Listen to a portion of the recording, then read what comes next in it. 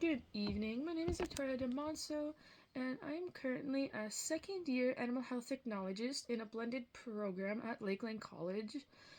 We were presented with the task of making a video assignment for our radiology class, which is what I'm here to show you guys tonight. I will be demonstrating the types of x-rays, the types of setup I will be using, and explaining how I will process my x-rays from a cassette to digital onto a computer, and different ways we can manipulate them and use these x-rays to help us better identify a root cause of any fractures, any foreign bodies, stuff like that. So today I have Moose,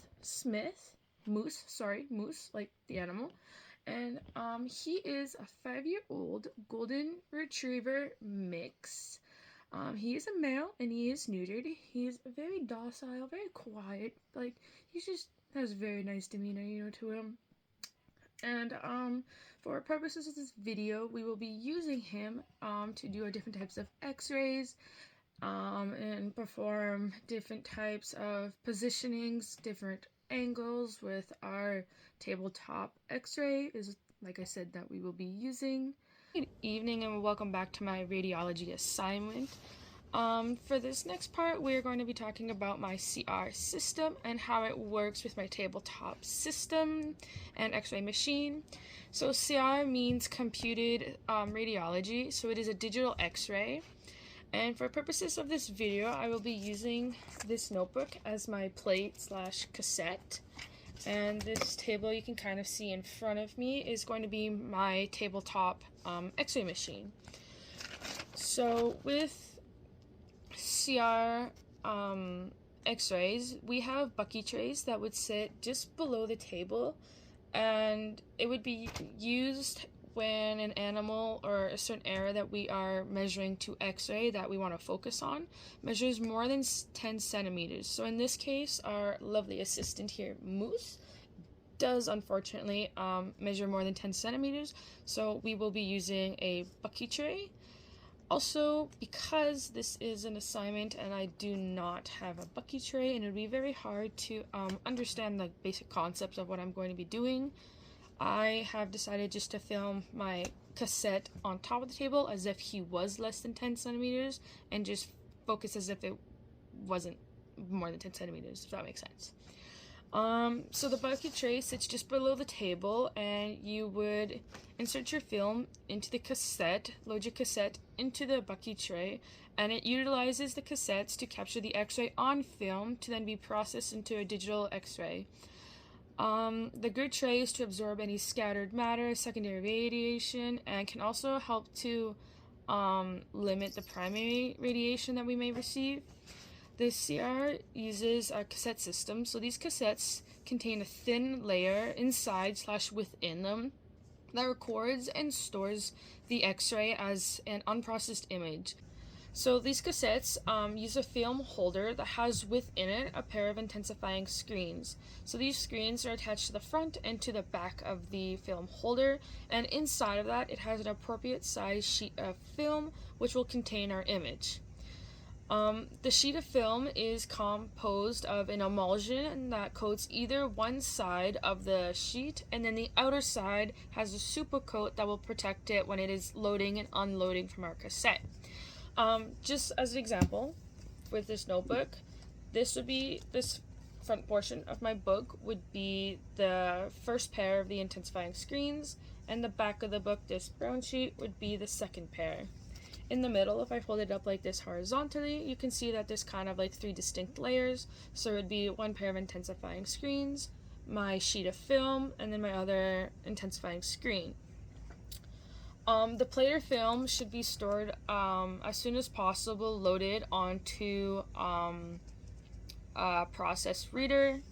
Within that sheet of film in the plate, it contains PSP, which is a photostimulable phosphor within the emulsion coat that we had talked about.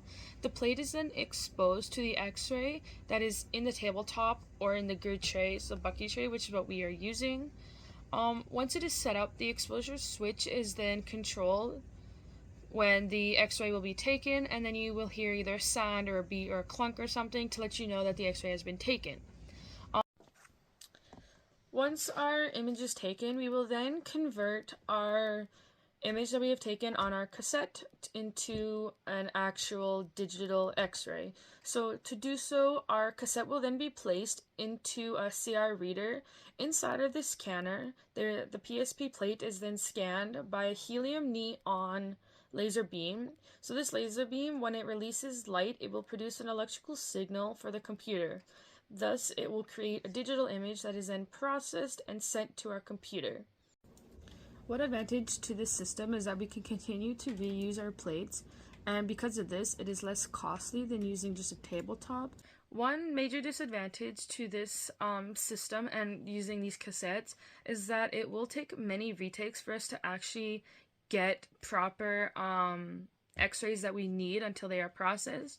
And because of this, we cannot see any exposure factors or any errors that we may have done during the process of taking our x-rays. So from the point that we have put our patient into whichever type of position needs to, whether it'll be dorsal, ventral, lateral, etc., so we will not be able to see any exposure factors. So this would include density, contrast, etc. And because of this, it does take longer, and it will take longer for us to process these images, and this can result in lower image quality. And the sooner that we can get these images processed and through our systems and get our patient back into recovery, the crispier and nicer our image will be. So if we let our cassette sit for a little while and we kind of roam around, forget about it, go do whatever, after a solid 8 hours, it will lose at least 25% of its resolution. So the sooner that we process our x-ray, the better and the visually appealing our x-ray will be. If it is left too long, the developer that is used inside to process the image can cause developer fog, so it would kind of be like blurry, foggy type thing on our x-ray once we were to process it later on in the day, evening, even maybe the next morning, whenever we get a chance to do it. So this just also ensures that the previous content that we had on it is erased. We will just take a moment to talk about the heel effect and how we will use it in our x-rays. So it can help us align the cathode to be closer to the thickest part of the body that we are going to be focusing on. And because of this, the cathode has a greater intensity of energy being emitted. Therefore, the thinner areas, we would want less radiation just to cause less issues and radiation exposure. And this is caused by the angle of the anode target, which creates a greater intensity on the cathode end versus the end of the anode. And because of this angle, it cuts off at the end of the anode of the radiation side, and then it is reabsorbed into the material of the anode, thus causing less energy on the anode side and more of a energy or intensity, you could say, on the cathode side. Moose and I will talk to you guys a little bit about the personal protective equipment that we must wear at all times while we take x-rays.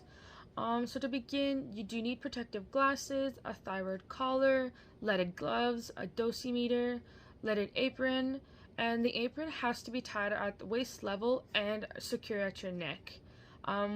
Anytime within 2 meters or behind the lead wall, and some x-rays we may need to be slightly closer just so we can extend or just hold down our patients. Sometimes they're not sedate, sometimes they are. So if we do need to have physical restraint, we will use all of our protective equipment, including some of these protective equipment on our patient to avoid any special areas per se, like the uterus and different types of areas that radiation exposure can cause extreme harm to. So if an animal is sedate and stable, we can leave them and exit the room or stand behind a lead wall, and just taking any precautions. Any extra people should be escorted out of the room, and only the necessary people to be in the x-ray room at that time with the proper equipment should be there. If an animal is sedate enough and stable, we can use positioning aids to help us stabilize any joint or limb or certain area that we want to focus on. So we can use sandbags, ties, foam wedges, waterproof V-troughs, so may they be plastic or foam. We can also use gauze to extend any limbs, tape to help keep a position, and also to keep any of the digits of our guest here separated so that we can individually see each digit and all the bones inside of them. While we were in the room, like I had said earlier, we do need a personal dosimeter, and we use TLD, which means thermoluminescent dosimeter. So these dosimeters contain a chip inside of them that is altered electronically by radiation that is emitted. So it must be stored in the dark at all times, no light exposure to this dosimeter whatsoever. The National Dosimeter Service is then measuring and tracking these readings as we are taking x-rays. So each one is personally tracked to you. So my personal dosimeter would be different than, say, my professor's dosimeter, or any of my colleagues, or any veterinarians that I would be working with. So they read these at quarterly intervals, and then it sends a report to them of how much exposure we have had every quarter, so every roughly 4 months type thing. It records a cumulative record of radiation exposure during our lifetime. So whether we move from practice to practice or from different provinces, etc., states, countries, anything, this personal dosimeter is documented to you and your personal self only. Therefore, we have to ensure it is in a safe spot and, of course, a dark spot, and stay cool. We do wear this at the waist level underneath our lead apron, which we do have to wear both of these at all times. It should not be stored inside of the radiation area room, but it should still be stored in a dark x-ray area. So like I said, we cannot store it in the x-ray room, but it can be stored near it in our own personal things, in the dark and away from the light. For purposes of this video, I will be demonstrating on my small photo here that I printed out where my anode and my cathode are, and how I will use advantage of these in my x-ray shots. Unfortunately, I do not have enough people and hands or limbs to help me hold it up so that I could move it around as if it was a real x-ray, but for the general idea and for this video assignment, this is what I'm going to use. So on the left side here, we would have my cathode. In the middle, more to the right, I would have my anode.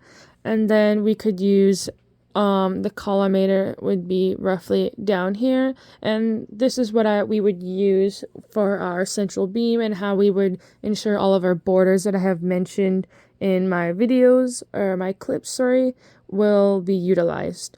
So with the cathode being the thicker end was where we would want obviously more intensity, and that is where we would want our thicker images, an x-ray beam to be produced. Therefore, that is how we will take advantage of our heel effect while doing our x-rays. For our first view, we are going to be doing a right lateral elbow at a 90-degree joint flex. We will be placing Moose into right lateral recumbency with his affected limb down, the right side. Next, we will use our caliper and measure the thickest part of the elbow to the distal humerus, and this is where our beam will be focused on.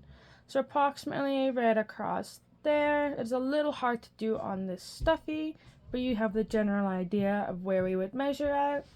Once we have our measurement, we will then use our technique chart, and from there, know where we're going to column it down. So next, we are going to place sandbags over the neck to help stabilize, remove the left front limb out of view, and extend caudally, tying with gauze and sandbags on the distal areas of the affected limbs. So, for the purpose of this video, I am going to be using these sheets of paper towel and smaller blankets for slightly bigger areas of interest as sandbags. I will be using this string as rope or bungee just to tie any non-affected limbs out of the way. So we will be tying his non-affected limb out of view, just so we don't have any superimposition going on. Placing a sandbag over his head and neck, and another one at the distal end of his limb. Like so. Once we're all set up and we are prepared with all of our gear on, we can then take our x-ray. Our second x-ray of the evening is going to be a right craniocaudal elbow. We will place Moose into a sternal recumbency, like so, leaving his hind legs flexed in a natural position and to keep the spine straight. We can use a V-trough for support and stability. We are going to measure at the distal humerus. So with our caliper, we will measure at our distal humerus. It's a little hard to do on here, but you would imagine roughly the distal humerus. Get that measurement, use our technique chart, and then from there, we will column it down to our area of interest. We're going to extend both of his forelimbs forward, placing a foam wedge beneath the left elbow. So I have my foam wedge here. We're going to extend both limbs and place a wedge underneath his left elbow. And then we will extend and position the affected limb and focus our beam onto the humeral condyles and remove his head out of the way and placing a foam pad to hold it in its natural position. So we will use, once again, our sandbag or foam pad. Just slightly put his head. It's a little hard to do with the stuffy, but you get the general idea. We will move his arm and his leg out of view like so. Once everything looks correct, we have all of our gear on, we can then take our x-ray. Our third view of the evening is going to be a left caudocranial humerus. So we have placed Moose into dorsal recumbency. We can use a trough or even Velcro to help position and keep the head and neck parallel to the humerus. We will be measuring at approximately T1 and proximal to the joint. So in this one, we will include the shoulder joint and the elbow joint.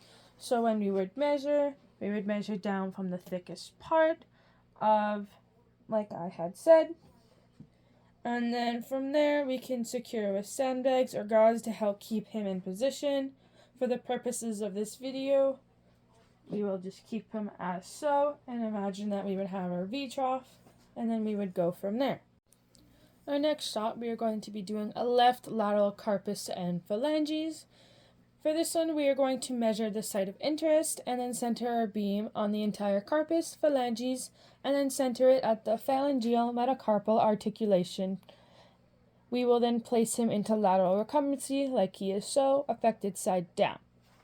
So, measuring at the site of interest, we are going to be putting our caliper, which is what we use to measure, over the entire carpus.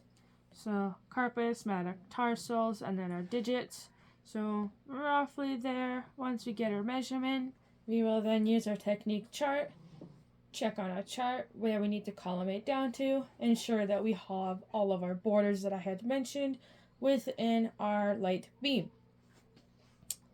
Once we have that, we can remove the other limb out of view and secure it with gauze or Velcro and place sandbags on the proximal portion of the limb. So I will place my sandbag over the proximal portion of the limb, and then we will tie our limb out of view and just abduct it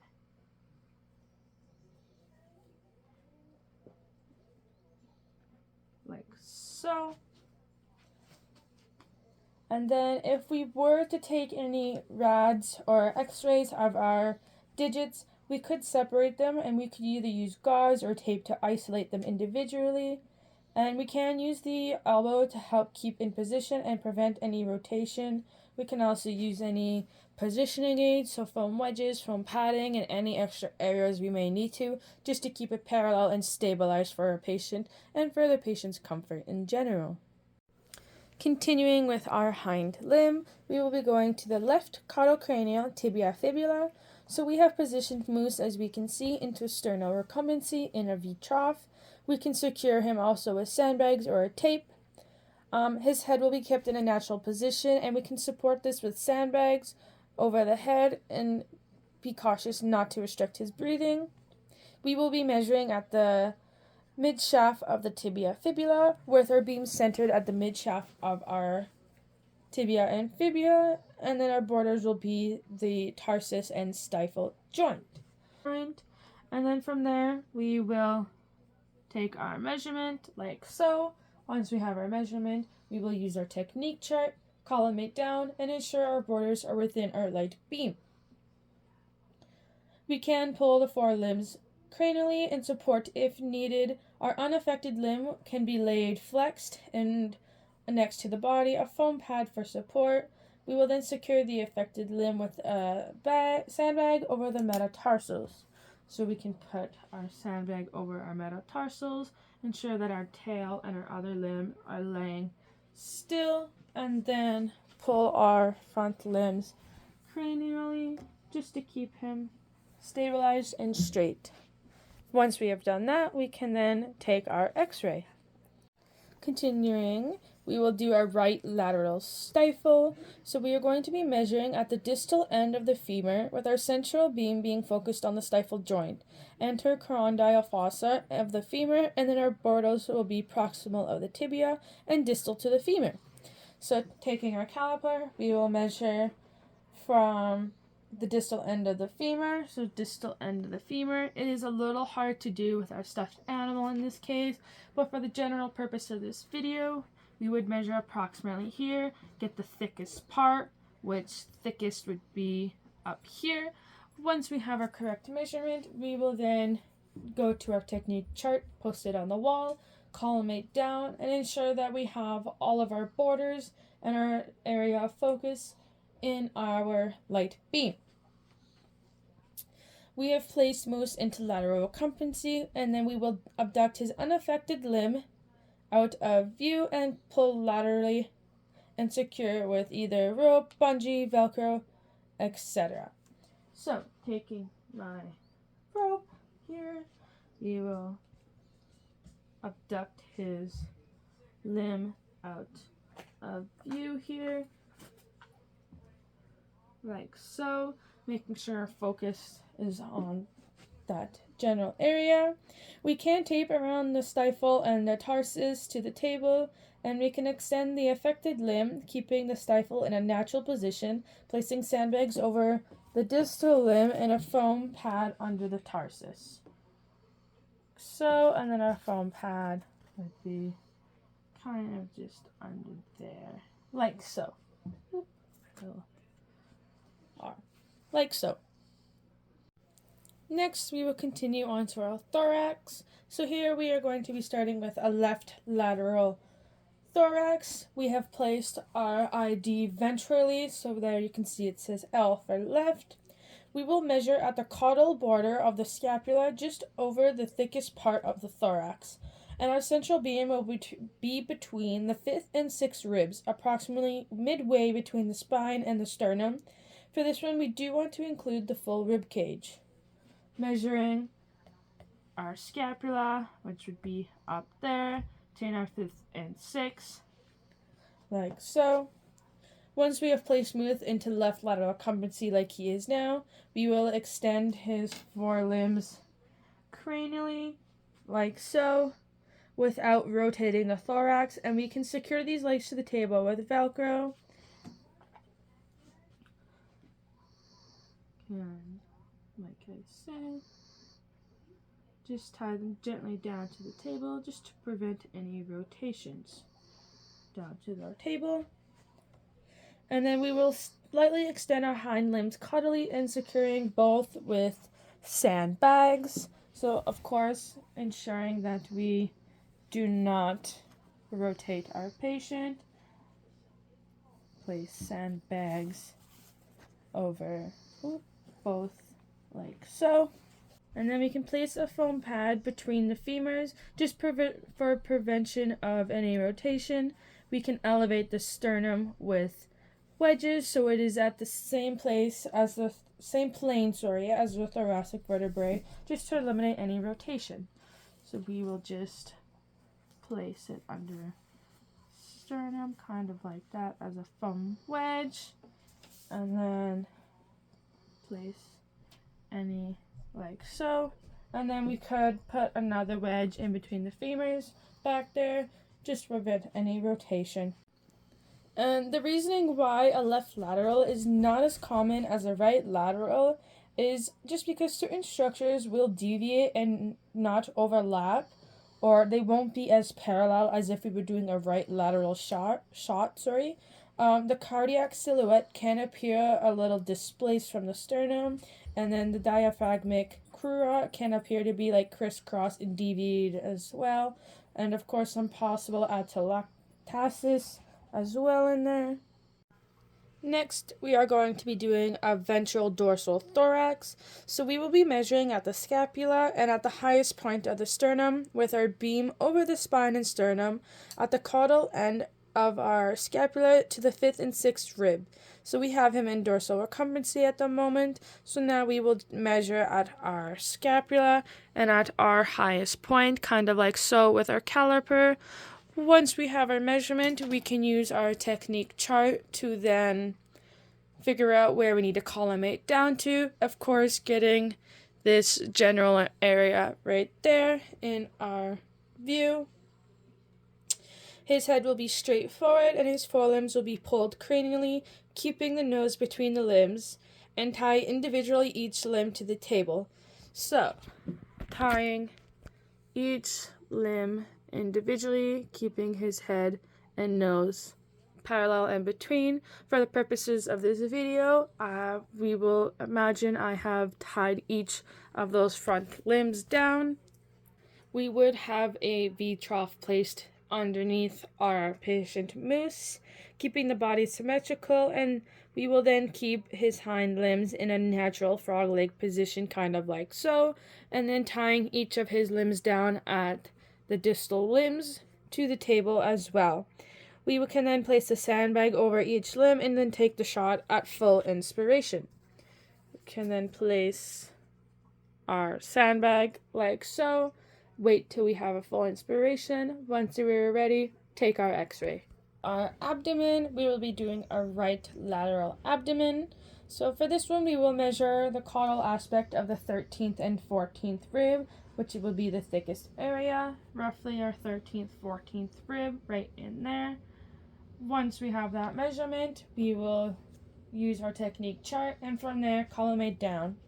Our central beam will be at the 13th rib at the level of L2 and L3, and then our borders will be cranially to the xiphoid of the sternum, to also include the diaphragm as well in this, and then caudally to the coxofemoral joints. So include the entire abdomen, roughly as shown here. Moose is already placed into lateral recumbency. We will place sandbags over the front limbs and another over the neck, creating almost an L shape. So we would place one sandbag over the head and neck, kind of like so, and then another one like so. You can kind of see it kind of looks like an L, how we have our sandbags. We will pull the hind legs together, and then we will use the sandbags to also stabilize those. So we will pull them together, place sandbags over our legs. You can even slightly just leave it like kind of like so, just so it's out of view. And we can place our index fingers on the spinal column and on the sternum, kind of like so. And if one of our fingers is lower than the other on either side, we will place a foam pad between the femurs, as well as sponge at the sternum, just to elevate, just to keep everything symmetrical and to keep our spinal column in a straight line. Continuing with our abdomen, we will be doing our dorsal ventral abdomen. These are not typically done just due to the gravitational dependence of gas and or air that can be filled with fluid in certain structures. This does make it harder for us to see the cranial lung field. With this, we will take advantage of the heel effect with our deep-chested dogs, and this will help us to reduce density differences. So to begin, we will measure at the caudal aspect of the 13th rib, with our central beam being center on the midline over the caudal aspect of the 13th rib. We will then collimate cranial to approximately the T9 vertebrae, approximately 1 inch cranial to the xiphoid of the sternum. We want to include the full diaphragm, caudal to the pubic symphysis, and of course, like I said, include the whole abdomen. So measuring with our caliper, we would measure roughly at the 13th rib, our thickest part right in here. Then we will take our measurement that we get, use our technique chart that is posted somewhere in our x-ray room. It'll be on the wall for purposes of this video. And then, like I said, we will collimate down.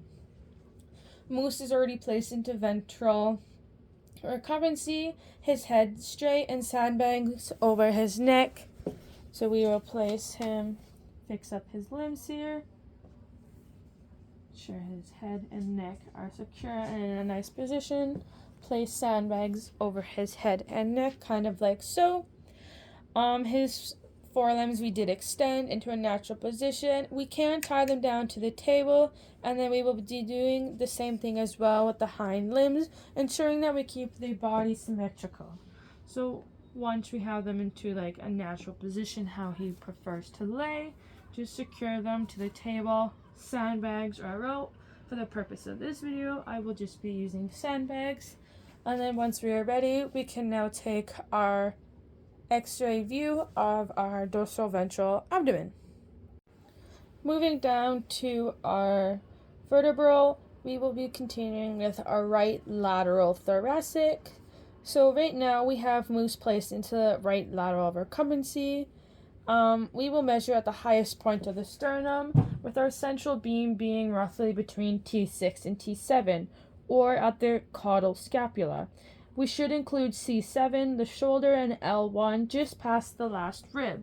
So once we have measured approximately at our T6, T7, we will now take our measurement, go to our chart, and from there collimate down within our borders and make sure that our light beam is focused.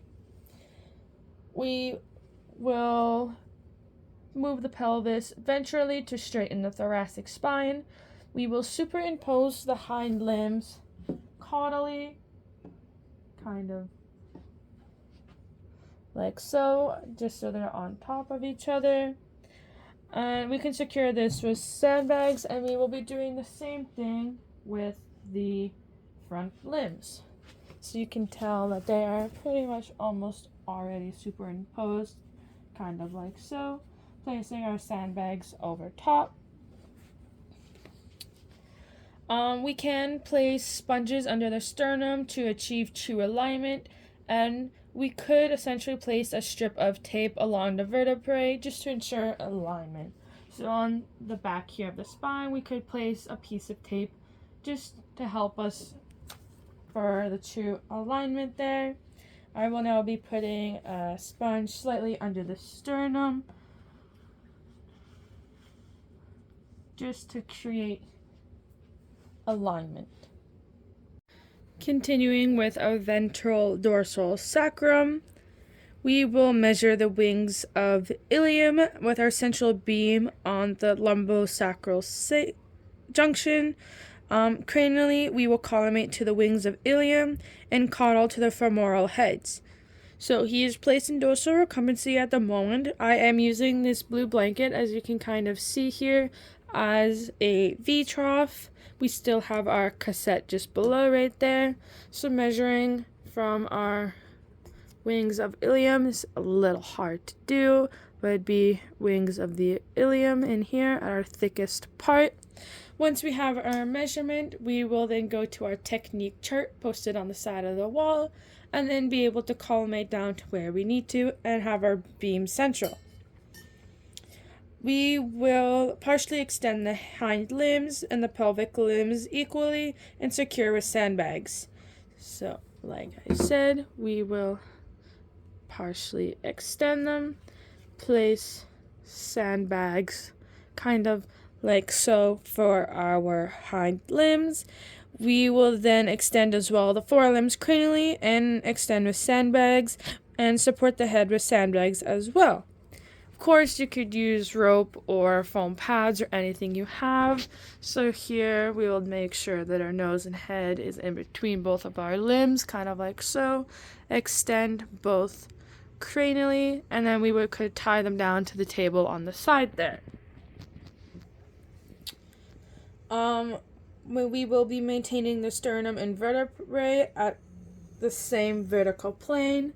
So once we are all set up and everything kind of looks correct, roughly like so, we can now take our abdominal x-ray and ensure that everything is aligned. Continuing, we'll be doing a right lateral of the TL junction. So we were going to measure at its highest point of the ribs with our central beam at T13 to L1 of the intervertebral space. So at around T13 to L1, so kind of right in there as so, measuring with our caliper, kind of like so, and then using our technique chart with this measurement to collimate down. We have placed Moose into lateral occupancy. We will superimpose his hind limbs as well as his forelimbs, kind of like so. We can secure both with sandbags, and we can put foam pad in between the limbs, in between the femurs there, and as well as up here. And just securing this whole thing down, as well as up there with sandbags. And like I said, you could place foam pads in between just for comfort and stability. We will support the neck as well with sandbags, and then keeping the thoracolumbar vertebrae at the same place as the sternum. So like I said, we can as well place tape along the back of the spine here, and once we go to the other side of our tabletop, we will be able to see if it looks symmetrical and it's in line as one straight line. Once we have measured, everything looks correct, we can now take our x-ray and then review it and see if we need to make any changes. Continuing with our ventral dorsal lumbar spine, we will be measuring at L1 level with our beam being centered at roughly L4. Our borders should be T12, which is our last rib, and that'll be our cranial border, and S1 sacral will be our caudal border. So measuring, we will take our caliper like so, measure roughly at the last rib right here, our thickest, and using our caliper to take our measurement. Once we have our measurement, we will then use our technique chart to then know where we need to collimate down to and ensure that we have all of our borders in play. We have placed Moose into dorsal recumbency using this blue blanket that I have here as a V trough, and that'll help prevent any rotation. His pelvic limbs will be left in a natural position, kind of like so, and we will be placing our sandbags just over the distal limbs, kind of like so. I will use two pieces just so it looks a little more. There we go. His forelimbs have already been pulled cranially just to help with any superimposition of the top there. We can also use sandbags or tie down his front limbs, ensuring that his nose is in between his two front limbs. We want to superimpose the sternum and the vertebrae, and this will help us to prevent rotation, ensuring that we have a straight line from the top of the nose to the tip of the tail. So ensuring that everything is nice and straight in one huge straight line. We have Moose in dorsal recumbency right now in our V trough. This blue blanket, once again, just serving as our V trough for the purpose of this video. We will be measuring the thickest part of the tail with our central beam over the area of interest. Our borders are going to be 4 or 5 vertebrae on either side of the chosen area, or we could be doing the full tail. For purposes of this video, we will be doing the full tail, but if we wanted to do one chosen area per se, like so, right here where my finger is, you could do 4 or 5 vertebrae counting down and 4 or 5 counting up as well, and that area would be our focal point. We will extend the pelvic limbs to the sides using sandbags. So I have gained bigger sandbags for this. We will be moving both of our limbs to either side, kind of like so. General idea there, and that was our right side, of course. And we will using sandbags as well to help position the forelimbs cranially, and then ensure that our tail is secure with tape. So we could as well just tape our tail down there, ensuring that all of it is symmetrical and in one line. Once we are ready, we can now take our x-ray, and I will just show roughly a top view of what my x-ray, roughly the positioning would look. You can see our V-trough and our sandbags holding down both sides of our legs so that we have a nice open view of our tail. Finishing with our right lateral flex cervical spine, we will first measure across the shoulder at the C6 level. So we'll be measuring across roughly our C6 level, kind of like this. And for any small cats or small dogs, we would then instead measure at C3 and C4. We would want our central ray at C3, C4, and with our borders being the base of the skull and the scapular joint.